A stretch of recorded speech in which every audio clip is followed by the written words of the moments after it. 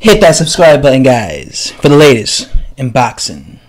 So the former unified heavyweight champion of the world, Lennox the Lion Lewis, has said that he won't be surprised if Tyson Fury manages to have some success against Deontay Wilder, because obviously Wilder is set to fight Fury this November.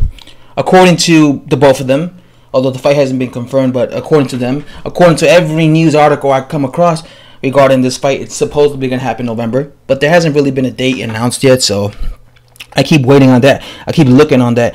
Still hasn't been a date announced, but he says that Tyson Fury is one of those type of fighters that he rises to the occasion, because he actually picked Vladimir Klitschko to beat Tyson Fury, and he was surprised that Tyson Fury did that well against Vladimir Klitschko. He says that he would have liked if he fought a couple more warm-up fights, but he still believes that Fury will give, Wilder some he puts it, some surprise. He'll give him some surprises. Like I said, like I've been saying, I believe that even this version of Fury could actually cause some issues with Deontay Wilder, because a lot of people keep talking about the fact that Deontay Wilder's been very active and Tyson Fury hasn't been very active. Therefore, there's no way in hell he shall beat, or he could cause any problems to someone like Wilder, because he hasn't prepared himself, and I fully agree with that. I think he should have at least have 2 more fights. I think he should have at least have 6 more months to prepare for someone like Wilder. It would have been ideal for him, and it would have given him the best chances to fight, to be the best version of himself against Wilder. But of course, that's not gonna happen. But like I said, when it comes to, I'm all about styles. Styles make fights. When it comes to Wilder, even though Fury doesn't have the proper preparation, the proper, fights that he should have, he still has the boxing skills to give Wilder's style. You see, Wilder's style some issues, because Wilder is not a guy. I would be way more concerned if Deontay Wilder was a guy who fought like Mike Tyson. If Deontay Wilder was a guy who put the pressure on his opponents, like say he was a Gennady Golovkin and he just walked his opponents down, and Tyson Fury is fighting him after just 2 non-competitive fights, I would be very worried for Tyson Fury. And I would be like, he has no chance in hell. Why? Because he wouldn't have not fought a guy with that type of style to prepare him for somebody like that. But the thing is, when it comes to with Wilder, he doesn't fight like that. He's not a guy who fights in a high pace. Wilder doesn't fight in a high pace. Mike Tyson would be on your ass as soon as the bell rang. So you would have to immediately be on your toes. You would have to immediately keep him off you. Look at all Mike Tyson fights. Mike Tyson was immediately in your face. Look at Gennady Golovkin. Immediately gets in a guy's face. Doesn't give you room to breathe. He's in your face. Styles like that, to me, is a lot more worrying, because especially if you're like somebody like Fury, who hasn't, been out, who hasn't prepared himself.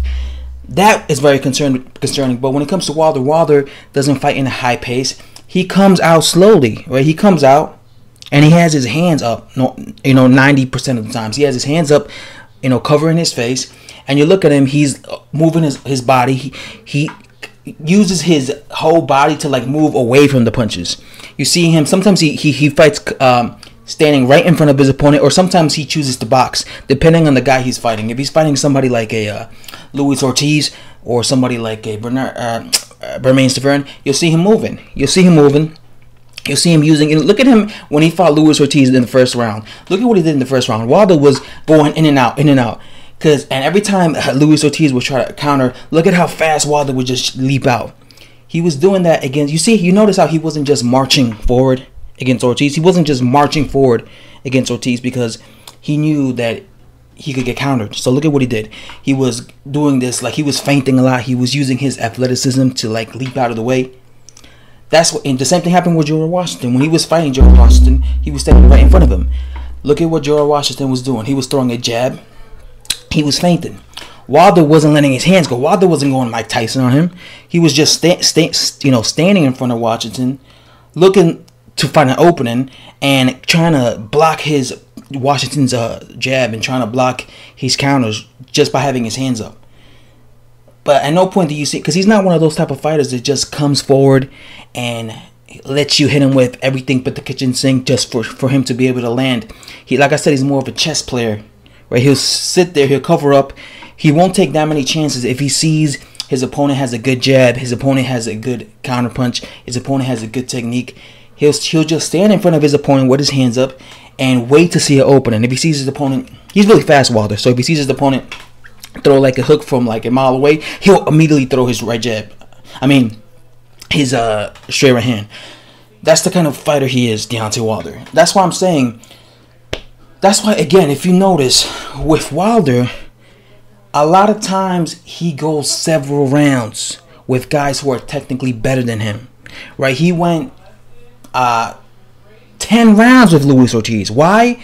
Because he was playing chess with Luis Ortiz for 10 rounds, right? He kept trying to land that right hand, but he wasn't, going Tyson on him. He wasn't, throwing 50 punches around against Wilder. He just had his hands up playing chess, because he does this whenever he's in there with someone technically better than him. Same thing happened with Arthur Spilka. He went 9 rounds with Spilka because he was in there with Spilka, who was moving in and out, and he was afraid to counter, so he was just trying to land. He kept trying to throw that right hand against Spilka, but he was missing. There was times where he was literally slipping on the floor from his own punches, because he'll throw a right hand, and he'll miss by like a mile, and then he'll fall. What's his name? Gerard Washington. He went several rounds with Gerard Washington. That's what I'm saying. I'm not picking Fury to win, but I'm saying I won't be surprised that people think he's just gonna blow him out of here. When he knows Fury is a better technician, he's a better fighter than him.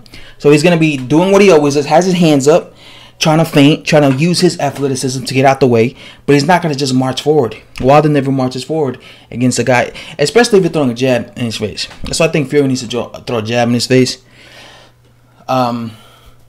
because he tends to be cautious. Like he fights. Wilder gets intimidated when he knows somebody could counter him. Because if he wasn't intimidated, Gerard Washington has no heart. He has no heart. But it was his technique that made him last 12 rounds. If Wilder wanted to, he could have knocked out Gerard Washington in round 1. But the reason he didn't do it was because he was intimidated by the technique that Gerard Washington was doing, right? Gerard Washington kept feinting and throwing the jab. This had Wilder hesitating, and he kept trying to wait, because he didn't want to let his right hand go, because he saw that Washington was trying to set him up with a counter. So it got him intimidated. It put Wilder in the show for at least 5 rounds, and then until finally he was able to land. He finally felt comfortable when he saw opening. But if Wilder wanted to, if he would have, let's say, decided to be aggressive and be offensive in round 1, all he had to do was land on Washington. And trust me, because Washington has no heart, he would have knocked him out in the first round. But again, the reason this fight lasted so many rounds between Wilder and Washington is because Wilder wasn't offensive enough. He wasn't offensive enough because he was too, he was being too cautious. He was giving a lot of rounds away because he was just too cautious, being intimidated by Washington's counters. That's what I'm saying. I believe, that's why I keep saying this is more competitive than people think. Yes, he's not,